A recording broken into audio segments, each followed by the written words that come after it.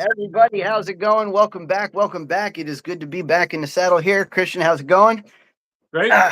Fantastic. Today, we are going to talk about feminism. Finally, men explaining women's social movements, right? Like, this has never happened before in the history of mankind. So, Thankfully, you have us to thank. We're back, and we are able to do this for you. Feminism is one of those movements that it's like very difficult to pin down exactly what it means, because it means something completely different to every single person you talk to. And as I went through my notes and was going through the history of it, it could, first wave, second wave, third wave, fourth wave feminism, and so on.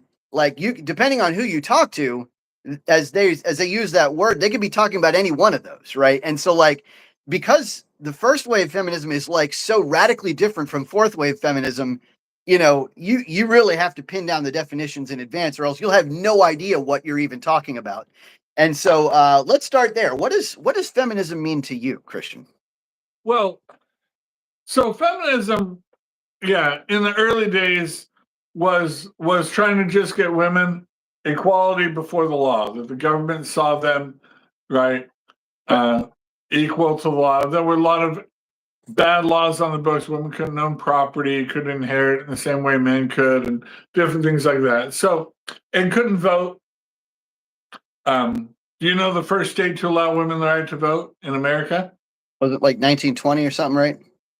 No, that's when the first constitutional amendment. The first state to allow women the right to vote was 1898. What was it? Who was? It was Wyoming. Wyoming. Okay. Wow. Yeah. Utah had tried, but they would not allow Utah to become a state unless they banned women from right to vote. But Western states needed it to get their population up so that they could qualify for statehood. Right? Okay. Interesting. So that was the first movement. Right? These sparsely populated states say, if we give women the right to vote, now we have enough voters to qualify for statehood. That's funny. Right? Wyoming still only barely makes it. Yeah. Right. Yeah. So but from that, women were like, hey, yeah, we want in on this, and so the suffrage movement, became a big deal. And by 1920, there was a amendment granted women universal suffrage. And it's largely been seen that those feminist movements have succeeded, that nowadays women are equal to men before the courts or in the eyes of the government, or maybe even slightly unequal in their favor. Yeah. Right? That a woman in court versus man in court facing the same charges, the woman might find that courtroom a little bit more sympathetic and lenient to her in her favor. But what I think most people have in 21st century feminism, the 20th century feminism became taken over by the philosopher Sartre, the nihilists, and it was very right along the line with the Bolsheviks. It rejected God and anything traditional, and it was very, very avant-garde. Came out of World War II, just kind of wanted to question everything, right? Especially the nuclear family. You see that these things were items of oppression, things like that, and the radical feminine movement was born, right, in the 60s. This is after essentially the civil rights movement. Women have achieved equality before the law and government. Now there's radical feminism, and that people today equate radical feminism 100% with the left. I don't think that's necessarily wrong. Yeah, not necessarily. And the left has welcomed them as supporters, right? And they're their own thing. The Democratic platform isn't solely influenced by radical feminism, but they certainly want their votes, their support, and their money. So they've been definitely, and conservatives, the Republican Party, have been, seeing them as political enemies.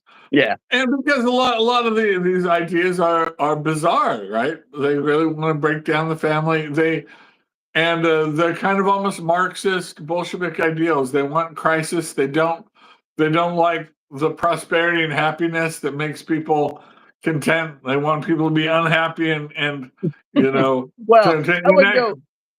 I wouldn't necessarily. Pretty much they want they want crises, they want wars, things in which that can affect radical change so that they can, have this, a village raises a child and that's not just one woman's responsibility. And they could break down these things radically, like the Greeks were doing the same thing. I mean, you read Socrates' Republic, and they're talking about, dissolving the family and doing all kinds of things, right? When they're trying to build the perfect society. So there was a lot of this sort of navel gazing things, and it was seen. But Yeah. a So lot of it was putting women into the workforce now, right. right? Which was also and now people have some perspective of the sexual revolution, feminism, and the things in the place of dual income families and women in the workforce, and they're looking back on feminism with a very critical eye, Yeah. and not necessarily happy or feel that these gains are real progress. Right. Right. Um, Yeah. So I guess I would push back a little bit on sure. the stated goals of the feminist movement. I don't think that they necessarily would like. I think it's kind of a double effect thing. I don't think it's like that they go out looking for strife or for people to like be unhappy. But I don't think they mind if it happens, right? Like it's not like they're like we want everybody to be mad. But I think they understand that if there's some political unrest that Upheaval, they are yeah, able to affect their goals more effectively. It's not like yeah. they're hunting for it, but they realize that they can certainly take advantage of it in a is one way to Well, put it. yeah. Anytime there's prosperity, they're going to look and try to dredge up any type of. No, we're really not happy. Right. We're Well, of being course. wrong, and trying to find some reason to agitate. And this has caused a lot of people to sort of roll their eyes and not take them seriously. And many times people have said this is the death of feminism over and over again. It's been proclaimed because, Boy, like do in I the wish. '90s, it was seen that it was very much out of fashion because women had achieved all this equality through the laws. They could work, they could do Right. whatever they chose to do. They had so much freedoms. What was the need for radical sort of militant feminism? What did it offer? And to increasingly number of women at that time, it was not a lot. Right. Now, Right. and in fact, the movement kind of changed to they were going to try to bring women's rights to Arab countries, to Muslim countries where Good women, luck. right? Good That luck was a with big that. thing, right? Yeah. Well, Donald So Trump has reawakened, radical feminism back in the West, right? indeed. People have opposed him and his type of, radical feminism does want to bring down traditional masculinity and patriarchal power, and were very triggered by him. And there was sort of this uptick in people getting on board and turning to radical feminism for answers, mainly for anger and energy to oppose Donald Trump, Sure. right? When they had Sure. really kind of were like, okay, the West has achieved all these goals. We need to bring feminism to, other cultures. Bam! It's back in America, and it's opposing Donald Trump, and that's why we saw the hats and everything on his first term. So yeah, Arvin made a great comment here. He said 1 + 1 and 2 are equal, are written differently, but they are equal, right? So yeah, one of the things that I often find feminism does is it kind of like challenges it wants everything to be identical between male and Oh yeah, female when even though many do accept the fact that isn't even possible, right? But just because you don't have the same roles historically doesn't mean that you can't be like equal under the law, right? Like just for example, like if I'm a say I'm a manager in a store, right? I may have a different role than the employees that have to follow my direction, but that doesn't mean that their role isn't important, and sometimes even just as important as mine, right? There's often this worry that because somebody might have like an authoritative position, that all of a sudden they're superior, and authority and superiority isn't the same thing, right? And so it's important to make that distinction. So it's a great yeah. comment. Authority is responsibility too, Right. and it's like there's ambition to get to that point, but sometimes like I value my free time. I don't want that responsibility, that weight, kind of thing like that. And with that Right. responsibility comes authority because they're responsible. So so some women have sought out, right, and had that ambition to seek out that authority and to be the first to achieve those kind of roles. But a lot Sure. of women are like, okay, so my city manager is a man or a woman. I don't care as long as the trash gets picked up on time, Right. right?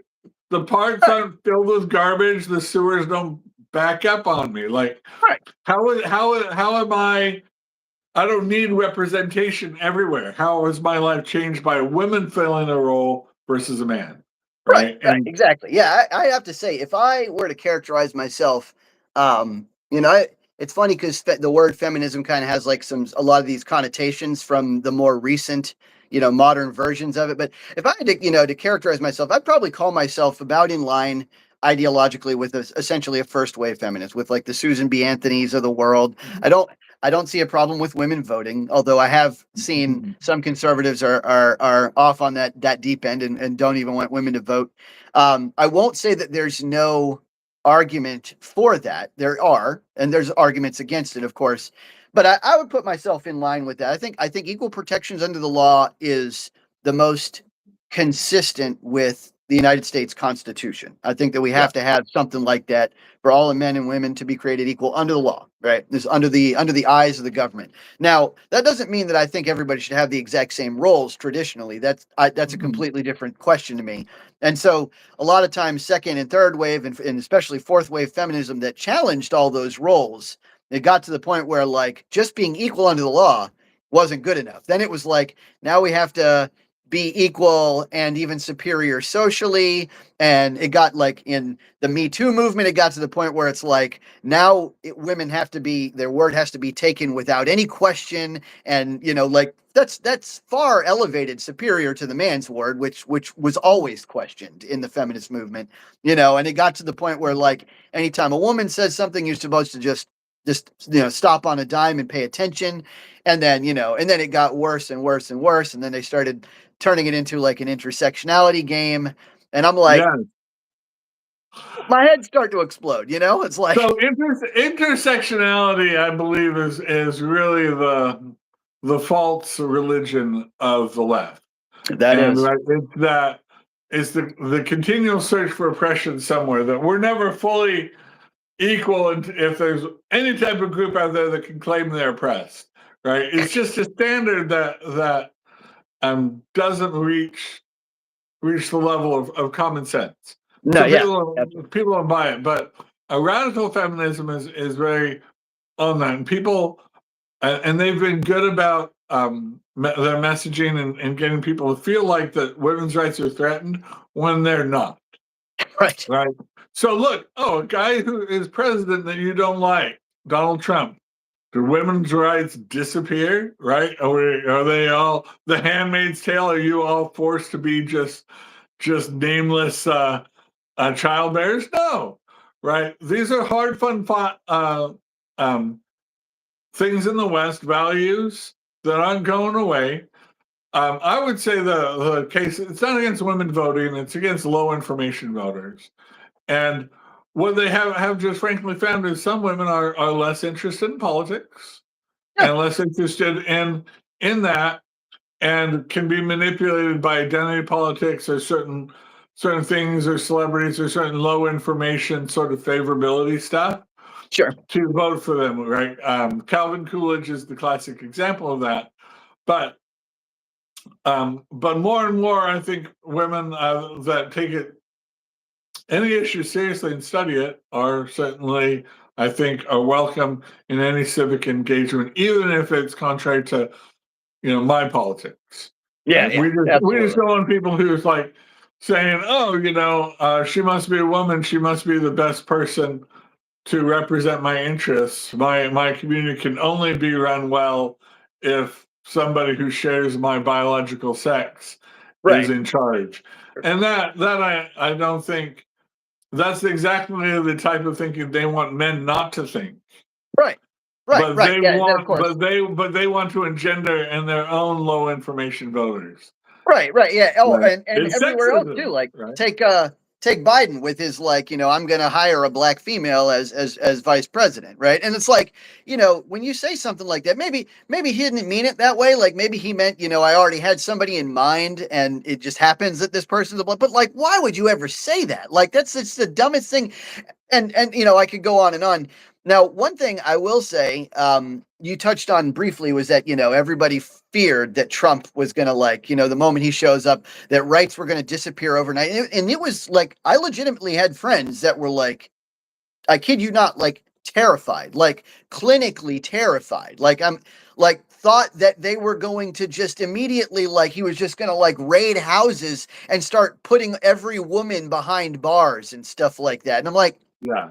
did you? But so the one thing that he did accomplish, which I thought was just a correct legal move, but everybody else hated it, was to overturn Roe versus Wade, right? That was the key. And of course, all of the second, third, and fourth wave feminists would say that was a blow, that they lost what they call reproductive rights, which is an odd statement for me to hear because, as I go through the list of rights detailed in the United States Constitution and in the Declaration of Independence, nowhere is it mentioned that you have the right to terminate your offspring. Like nowhere.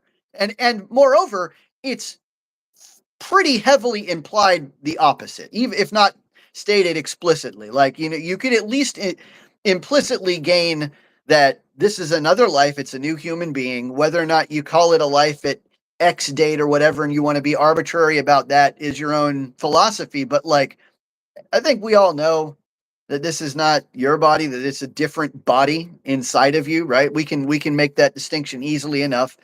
And so, right, of course, everybody thinks that it's like the reproductive rights are gone. I'm like, what reproductive right? Point me to that right. Show me exactly which law. Well, right. And this is part of the movement. For 50 years, they gradually, got the culture and through indoctrination and through things to emotionally detach from unborn children, to not see them as real life loss. And even though Roe versus Wade was poorly reasoned and decided, even Ruth Bader Ginsburg saw if there was anything, it should have been based on the 14th Amendment, but it was just built on sand. It was just a made up right. And it's not like the right has gone away. Every state can do it. Right here in North Carolina, somebody was complaining about the Roe versus Wade. I'm like, well, North Carolina, you have women have rights to get abortions, so your rights haven't changed at all. Why are you upset? Right. And so it's true. It's something the left had a chance when they were in power to make it law, and they didn't. Right. Very true. Very true. And even if they had, so for whatever reason, they realized this was an issue that they wanted to use to keep feminists in their camp. Yeah. It's like a threat of it. And I don't think feminists are ever really about to abandon the Democrat Party. Yeah, right. They don't need even. But women get red pilled all the time. Women get red pilled and realize that things in the sexual revolution were a lie, and that radical feminism, the destruction of masculinity, and these other goals that align with queer theory and the most left-wing gender theories are really not something that they want anybody in power running the government who believes these things, right? Right. So it's one thing for you to talk about it in the class. It's another thing to say, I believe in these radical gender theories. Elect me to run the government. And there are women all the time who are like, yeah, I don't think so. So this is a bad joke that I'm putting in here in chat, but it's a classic Christian one. It's like, why women can't decide what to eat? It's because the last time they did, they doomed mankind to original sin. I'm kidding, of course, but it's a funny one. So some of the main philosophers of radical feminism, right, were ex-Catholics. One of them wanted to become a nun and rejected that, and sort of almost right when you're rejecting your faith, you can't go overboard and reject it against that. And so I think a lot of the things like their holy doctrine is, the right to an abortion. Well, without the right to abortion, we have no rights and things like that. Is a very strong reaction against the Catholic Church, because the Catholic Church has said unequivocally, for as long, all the 20th century and 21st century, that aborting a fetus is a sin and contrary to God's will, right? Yep. And not only that, I mean, it's interesting that we even talk about rights, because the right to life is not just one right of many, right? It's the premier right. It's the foundational right upon which all other rights are based, because who cares if you have the right to liberty if you're not alive? Who cares if you have the right to, none of the other stuff even matters if you can't get yourself born, if you can't get yourself to a living status, then it doesn't even. So I always wonder why it's like people try to just kind of toss that in and jumble it up like a soup salad, but that's not how it works. Well, wasn't there like a Bible? One of the feminists wrote like a female Bible or something, and kind of chopped out all of the partial to, and the crazy thing is, as I read the Bible, I hear this critique a lot of Christianity, of Catholicism and stuff like that. And as I read the Bible, I don't see women as treated as less than. I see them as revered, right? Like Mary gets the position of the mother of God, I see them as, sanctified. I mean, they are sanctified. They're so incredibly important to the context of the overall story. Do they have the same role as a man? No, they don't. They have a different role, but it is every bit as important. It's extremely important. So I don't understand where that critique comes from. Really, all of Christ's sarcasm and anger was directed towards men, not towards women. Yeah, right. His biting comments and his condemnations, his stuff, when he rebuked people, it was men and women. He didn't even he tested the woman at the well, right? The Samaritan woman, she passed the test. And there's a time there is the church was originally to be built by men, but if women really showed an interest and cared, then the gospel could come to them, right? And I think that's still part of the what men for a long time have said is we're going to take care of these things, but if you're really interested, if you want to do this, welcome aboard. But we don't set an expectation that women should be soldiers. If they want to be involved in the military, okay, but we're not out there, setting that expectation. If you want to, do these things that interest men in large numbers, engineering, things like that, sure, welcome to it, but we don't push that. That's not an expectation, because Western society has come to value motherhood, right? Yeah, absolutely. And even when feminists tried to denigrate it, it's still highly valued.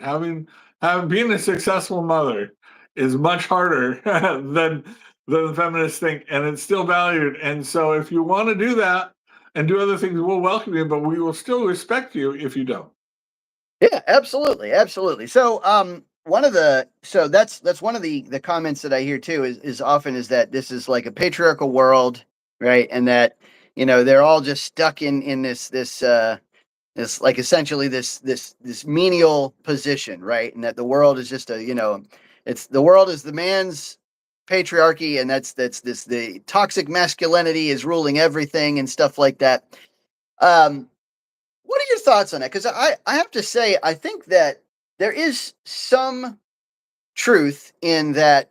I think society is patriarchal by nature to an extent, right? Just not because it is currently, but foundationally it would default to that just because of the monopoly of force that men have. I think all of women's rights essentially come from men originally anyway. We in order for them to get suffrage, many men had to vote that in, right? It wasn't just Susan B. Anthony by herself whipped it up and then everybody's like, oh yeah, Susan's right and we'll do it. No, it was a large contingent of men had to give those rights away. And even today, if for some reason, heaven forbid, but if for some reason every man in the world was like, now we're taking it back, I doubt all the women in the world could stop us, right? Like, I think that there is still a monopoly of force there. What are your thoughts on force doctrine and patriarchy as a default?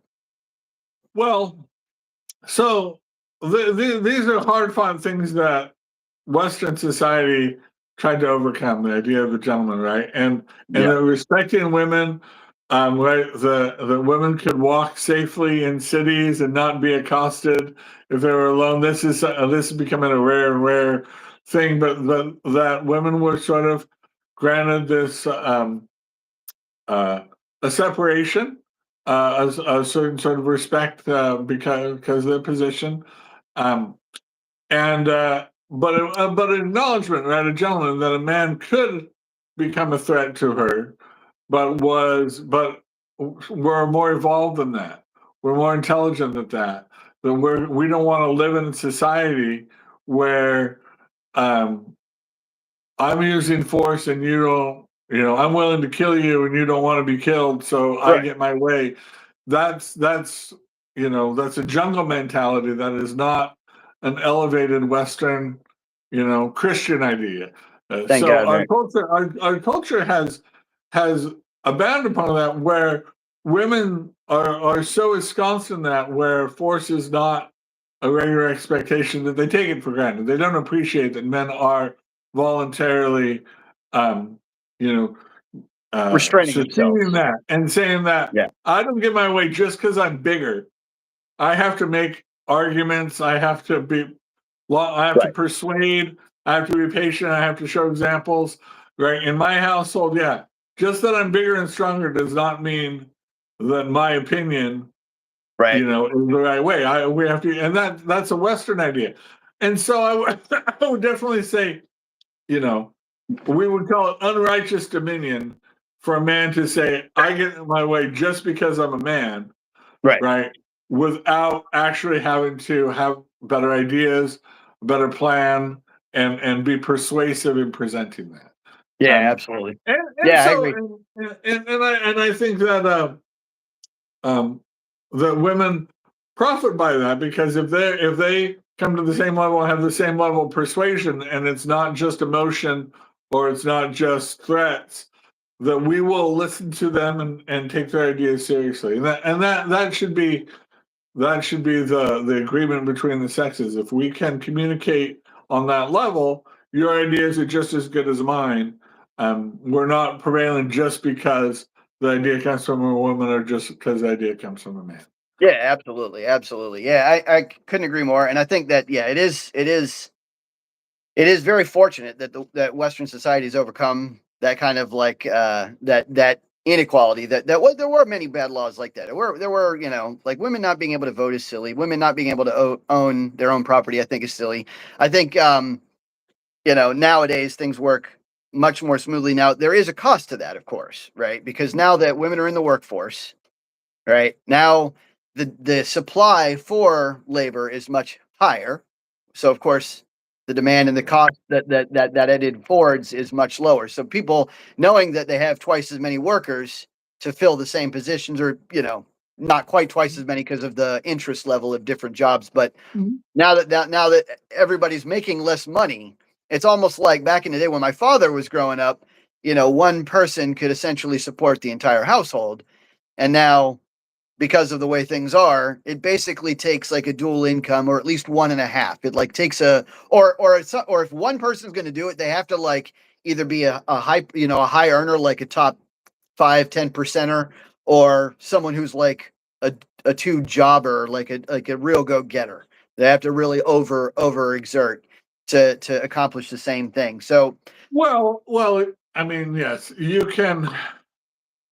I would push back on that a little bit. If you buy into the propaganda of what your sort of standard of living should be, or if you have to live in the glamorous neighborhoods in Los Angeles and in New York and Manhattan and other places, like coming to North Carolina, right, was a lot of people. I was in Orange County, California, the sort of glamorous, high expensive. It was so expensive, yeah, it was hard to get by on one income.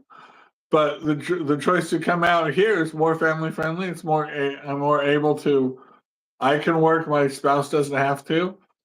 I had to make that choice, and but it is sort of looked down upon the places that have that sort of higher standard, and it's usually so expensive. Both couples in a marriage have to work.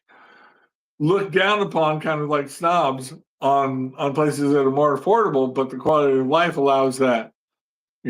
With housing and other things being more affordable, that you can survive on a single income.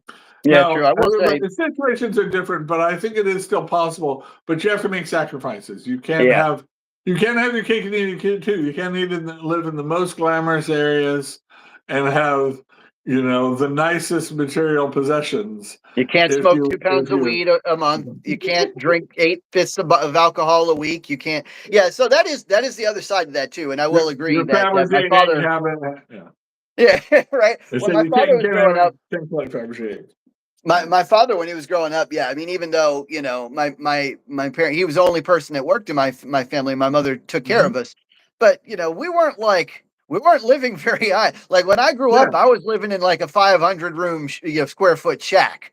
Like literally, and it's still there by the side of Neal Middle School. So if y'all want to go by and see it, wave hi to whoever's there, because I feel bad for him, right? And like my life was not a glamorous life until I like got into high school, and even then it was only like lower middle class. We had finally crept up.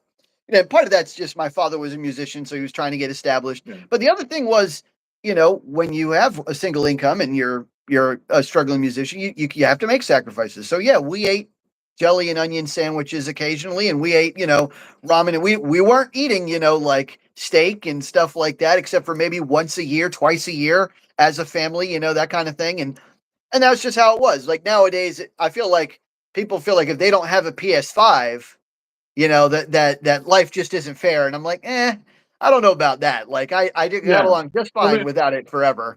Yeah, my dad had 6 children in Los Angeles County, which was crazy. People were like crazy. And my mom didn't work. And we ate out very rarely, usually only when we were traveling to see family. Our vacations were to go visit family. She baked bread. We ate government peanut butter, government cheese, Yep. right? The giant things of peanut butter you have to stir, and applesauce. So bad. We had a garden that we could grow our own, food as much as possible. And yeah, you just had. It wasn't glamorous, but you'd have little treats every once in a while. Yeah, but I absolutely. think our standard, we can get caught up in that rat race and want things such high level. And the only way to maintain that is with dual incomes. Yeah, absolutely. And so, all right, so moving into third and fourth wave feminism, which is my personal obstacle, my personal thing that I would like to defeat ideologically, right? It got to the point where define third wave for us. Then. So third wave is kind of like the era of the 90s through like the early 2000s, and it was basically the concept that's where intersectionality crept into the idea, right? They thought that feminism prior was like too white, like it was mostly like feminist middle class white women talking about, oh, we need women's rights, but then kind of forgetting about the racial element. And so then all of a sudden it had to be like, no, you're not just a woman, you're a black woman or a Native American woman or on and on and on. And sometimes not even a woman. Sometimes your gender identity was just that you were a woman and you were actually male, or sometimes, and so the moment, and I think that's when postmodernism crept into the picture, when it became when everything got chopped up into identities. That's when Marxism became important in the ideology. It became a struggle of power differences, right? And so everything became a function of the disparity of results between those two races. So like, and when I would ask my friends, like, what's the problem here? Like, why do we need, what rights are you campaigning for? What people would tell me is like, well, black women are getting pulled over more often than white women at traffic stops and stuff like that. And so the words I would get from people are that there's a disparity of result, right? And then the assumption was, without having actual evidence to prove this, the assumption was the reason for that is racism or sexism or Oh, yeah. misogyny or something like that. And of course, that's preposterous. Logically, it doesn't make any sense. It falls prey to what's known as the third cause fallacy. Because if you have any other possible cause and we haven't ruled it out, then you can't say that racism or sexism is the cause, right? Yeah. And another way of saying that is that correlation doesn't equal causation, right? So like just because something seems to go up with women whereas it's not as high with men, or something seems to be worse with women whereas it's better with men, that doesn't mean it's because of misogyny. It doesn't mean that the correlation equals that the causation is that men are keeping women down or something like that. And so that's when it all started. I think third wave feminism brought that in, and then fourth wave feminism took it to the next level and went completely postmodern, and then at that point there was like no more objective truth. It was just I could be a woman today if I wanted to be, and I could rail against the horrors of the patriarchy if I wished, because why not, right? Like I could be a turtle, I could be a moose, Right. I could be a whatever I want, right? Right. And this is the question: when did feminism stop speaking for women? And when do people like, all right, I'm off this train? Like J.K. Rowling says, I was on board for all of this, but now, excuse me, this is my stop. I can't. Where you are going, I cannot go with you. And so now it's like we've got to reevaluate. And they're talking about the death of feminism again.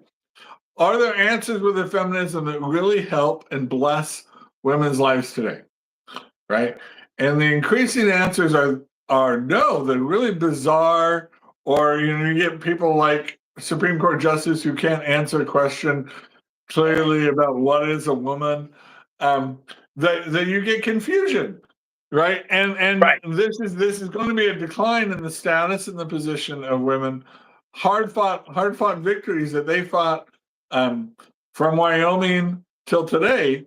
Yep. To be there now, they want to degrade all of that, and in the name of really sort of Marxist social change, complete upheaval, the whole order of families, of how gender norms. These are things in there that bring people the greatest happiness, the greatest source of stability. Yep. Right.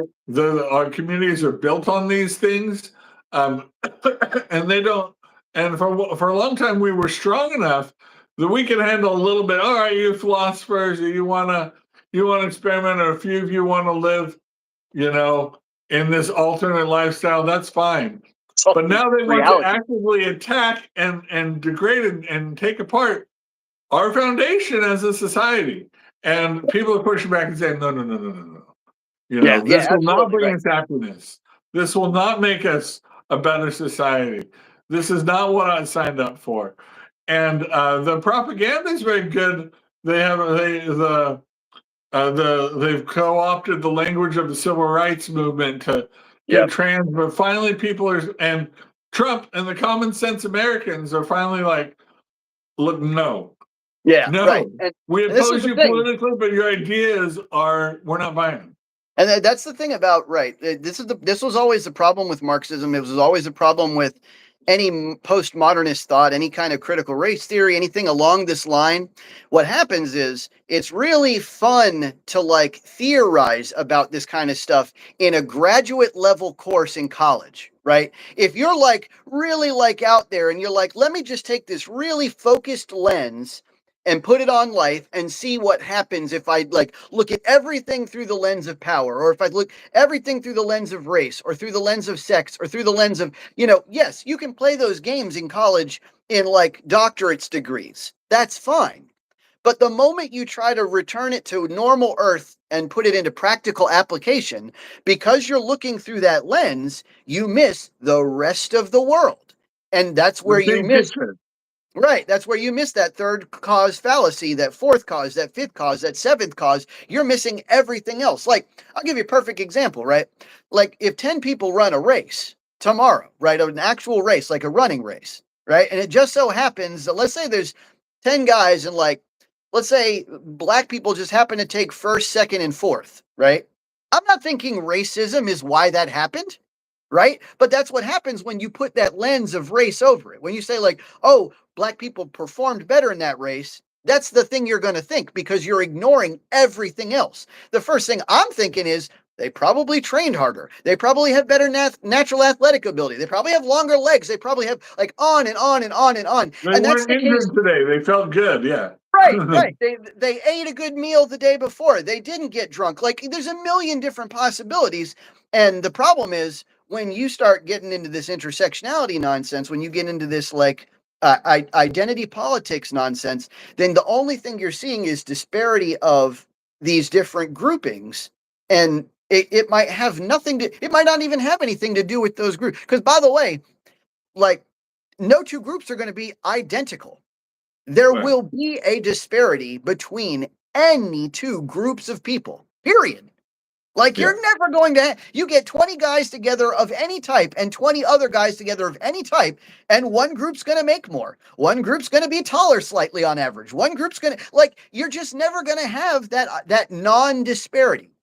Right, and this is sort of why we would say methinks thou dost protest too much, right? When and everything they say, like, no, we're just as good as men, just as good as men. Like, well, we would say yes, but now that you scream about it so much, now you make me want to come up with arguments. I'm like, look, right, and the big thing, right? So I have a friend who's a firefighter in Los Angeles, Long Beach Fire Department, and this guy, broad-shouldered, 260 pounds. He can carry me on his shoulder out of a burning building and still, like, Yeah. and not be, and still, like, do stuff. Like, it Right. wouldn't even consume him, right?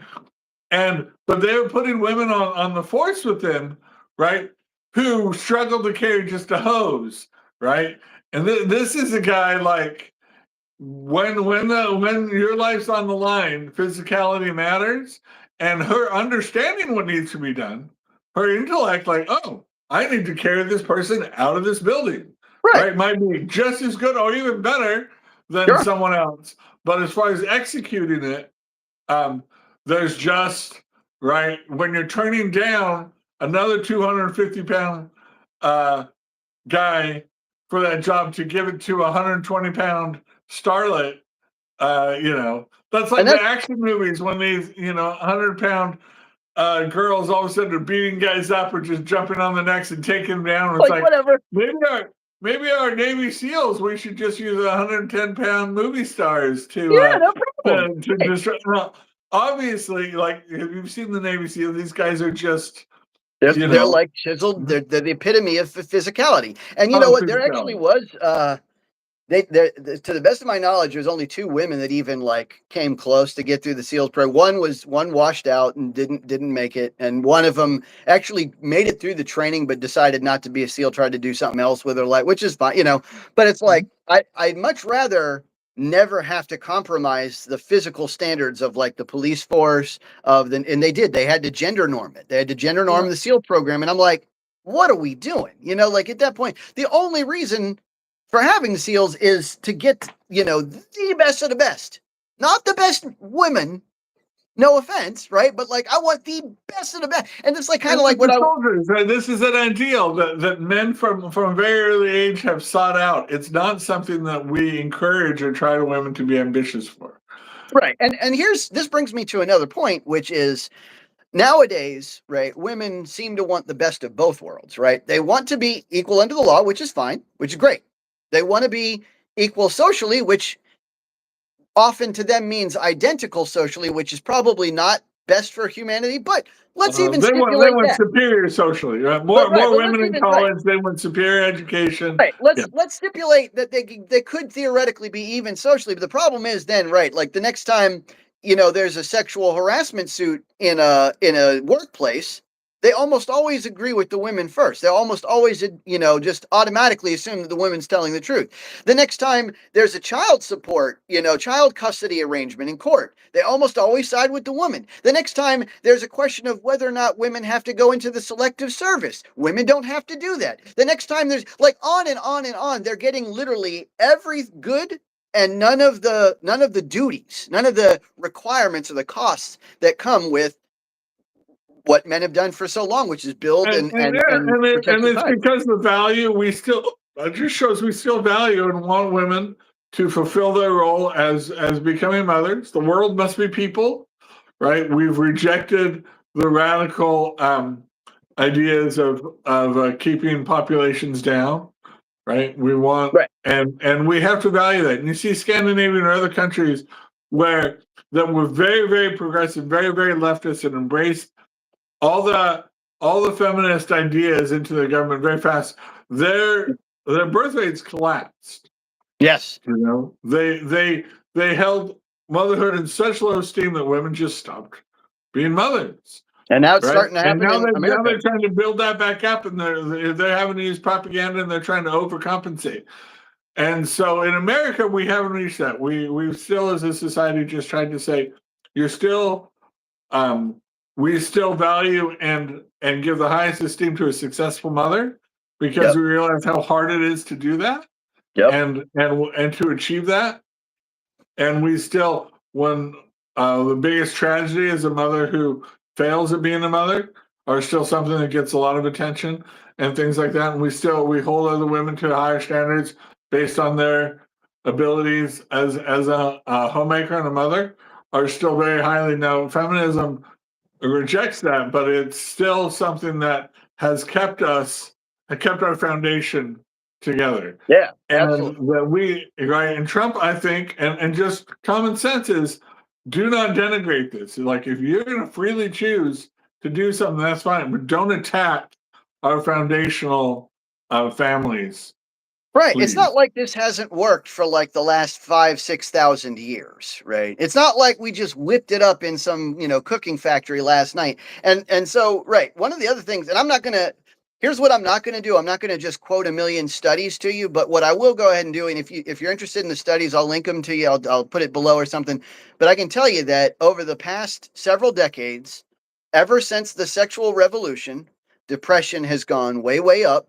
We've had far more mental health issues. And there have been so many additional studies that like isolate each and every correlation, like with promiscuity comes more mental health issues, with just like changing partners out all the time comes more mental health issues. Study after study shows that in intact two-parent household, especially a biologically, married household, producing offspring will produce kids with the best education, the best income, the best, social cohesion, the best mental health, like on basically every measurable thing that you can measure, the two-parent heterosexual household produces the best result. And I'm not saying that because I'm saying they're like morally superior to anything else. I'm just talking about scientifically right now. They are superior. Objectively, we don't have anything that's better. So it's one thing, to theorize and say, wouldn't it be great if we had this and it was so great? And we're like, yeah, if it worked, but it's just not as good as what we have. And so I think there's a push on the left to always try to find something new. I mean, the Greeks did this. Everybody's trying to, and it's this idea of the utopia.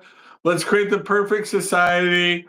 And what are the barriers to that? Oh, the people that are prospering and happy with how things are now. Well, we gotta get those people in crisis. We gotta tear that down.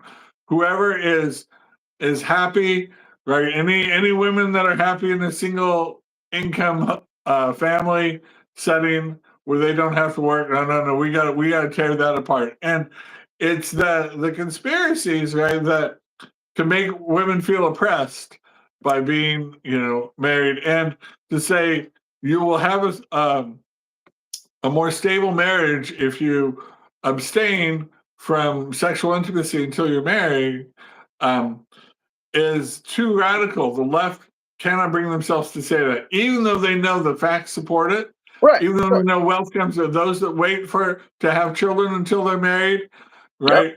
Have much more stable things, but that's a lie that the left will not tell their people, right? They will not tell their people to abstain, to have some personal self-control, even though these are truths that women have known for a long time, right? That this is how you get best prepared for, and how our society builds a society where women can walk around safe at night.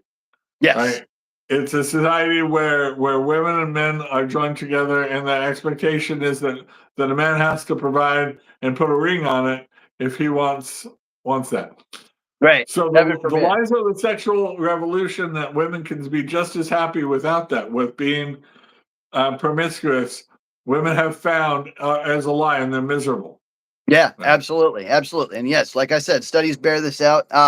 Let's go back and check out some of the comments. Arvin just said, let's see, we are indeed creatures of meanings, and feminism removes meaning when they simplify a lot of things. And so it leads to disorder for creatures of meanings. That's very true. That's a deep statement. I like that.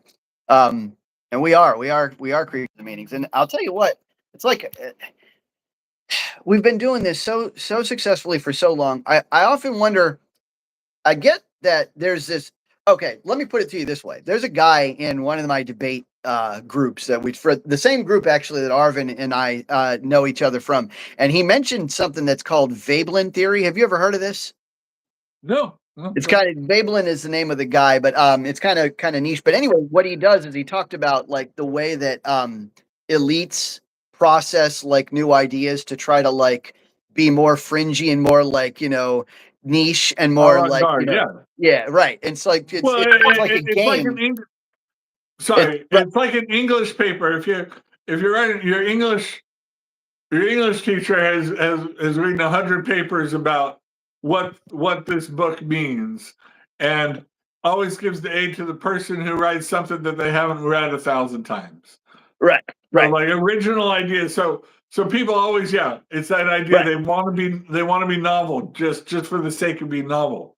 Exactly, right. And so like that's what always happens is like that upper echelon of elites try to like always outdo each other by being more and more avant-garde, even if they know it's like kind of a wacky idea that doesn't really work, right, with society. But then what happens is the next layer down tries to get, they try to mimic that because like they're like, ooh, these cool elites are doing it, and we're like almost as cool elites, we're almost as rich, we're almost as highly educated, right? So they try to get into that same field, right, and try to adopt the same avant-garde theory. And so that's how, unfortunately, that's how postmodernism trickled down into the world, right, is because it started out as this very niche idea.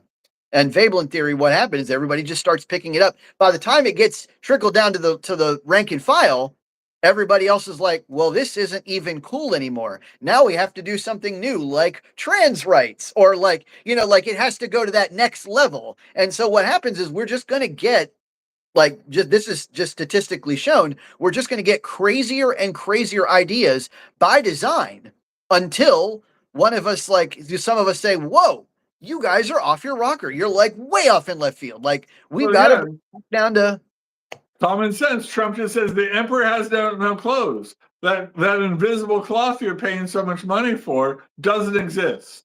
Exactly. And there's even like, it'd be wonderful if the world was like that in these utopia conversations, but it's not. Right? People are capable. There are criminals out there. There are bad people, right? We do need people that children are helpless for years and years and years. We need someone, their biological mother, to dedicate years to their care before they can take care of themselves and be competent people. And we need that woman to be supplied and cared for years so that she can do that role, right? Yep. These are long commitments, and we need to not denigrate them and destroy them. We need to exalt them. Absolutely. And they are exalted. And that's the if I get nothing else across today, like, because I don't want people coming away thinking that this show is just like a misogynistic show because we have mansplainer in the name, right? That's not where we're at. I would say that both Christian and I are very safely like in the first wave, maybe even 1.5 wave feminism. But like the thing is just because you don't have the exact same like role in society, just because you're not a cop or a SWAT team member or a Navy SEAL, doesn't mean that we don't revere your place in society as a female, right? Like you are still absolutely every bit as important. There's this great line from the movie Maverick with Mel Gibson, and it's like fantastic movie, by the way. If you guys haven't seen it, watch it. Great movie. But the chick is like, or James Garner says, is the way I see it, if there weren't any women none of us would be here. And Mel Gibson's like, what kind of sense does that make? If there weren't any men, none of us would be here either. Right? Like, it takes both of us to make this work, right? It takes two to tango. Like, if anybody else heard these words before. So we need both of these things. We need both of the roles that service society. And by the way, I can't become pregnant. So I'm hoping women will do it for me, right? Like, I maybe one day that'll change medically when our tech is good enough. But until then, like, there's a place for all of us, and there's nothing wrong with being the caretakers of human. And this is all right. That brings me to the next kind of concept, right? The next myth that I want to bust is the wage gap, right? Because I've heard this a million times. People seem to think that there's this magical wage gap and that men are earning far more than women in society. And by the way, first of all, if you take out like the top like 12 top earning men, like if you take out Elon Musk and Bezos and whatever, then it's all of a sudden it's pretty darn close to even, right? Like, it's really just like the top 1% of hyper successful men that's throwing off that figure. But the other thing too is there's this huge divide in interest. Men almost always do the jobs that are more dangerous. They're almost always the ones that are willing to travel for work, which allows them greater negotiating power when they start on with a job, right? Because you're willing to move, you get sign-on bonuses and stuff. A lot of times you get your moving expenses. Men are almost always willing to work longer, harder hours than women.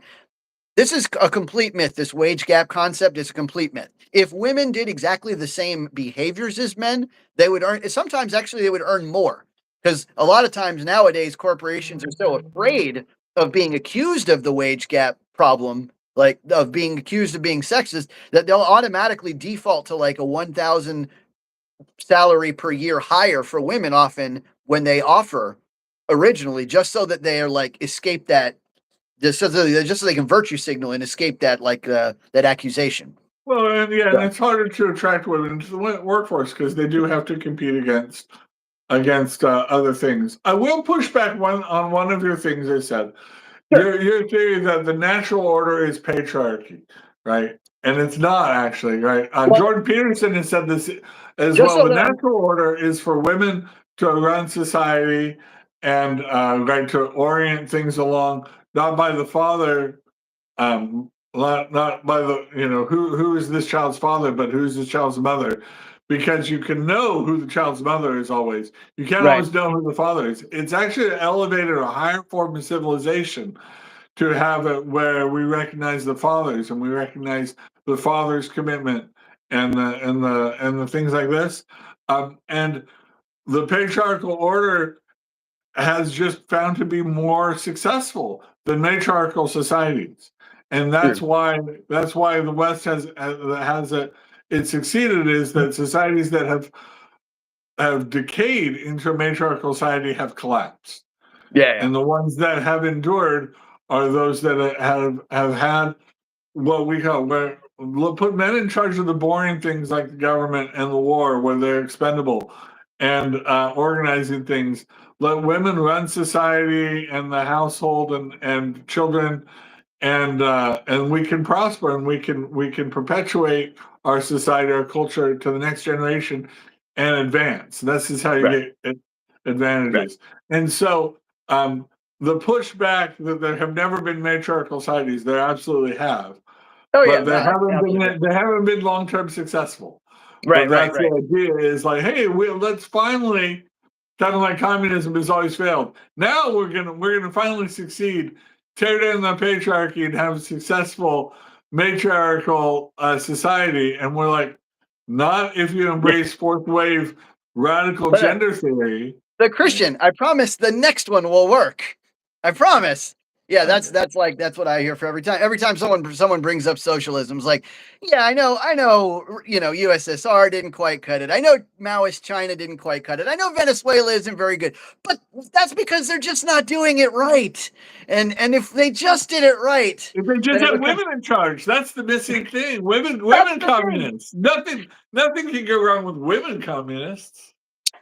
But yeah, sorry. So just very quickly, I just wanted to make I didn't mean that it was the natural order of things but just that it was often the default. That's all. That because of forced doctrine. Okay. But yeah, I agree 100%. Guys, what do you guys think out there?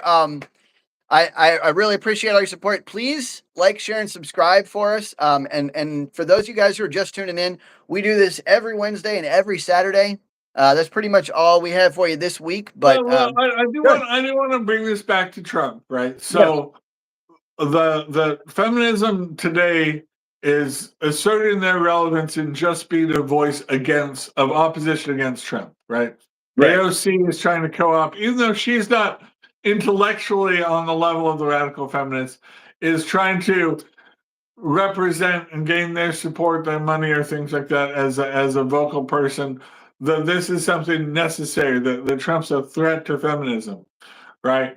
So obviously, I think we need to not buy that. We need to see through what is political opposition just from the left.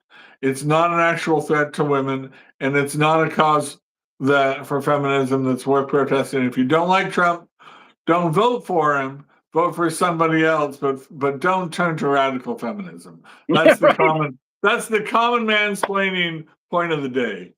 That's a fair point. All right, guys. Thank you so much for watching, and please tune in on Saturday. We'll hit you again with another great topic. If you guys have any recommendations, any feedback, any comments, concerns, please toss them our way.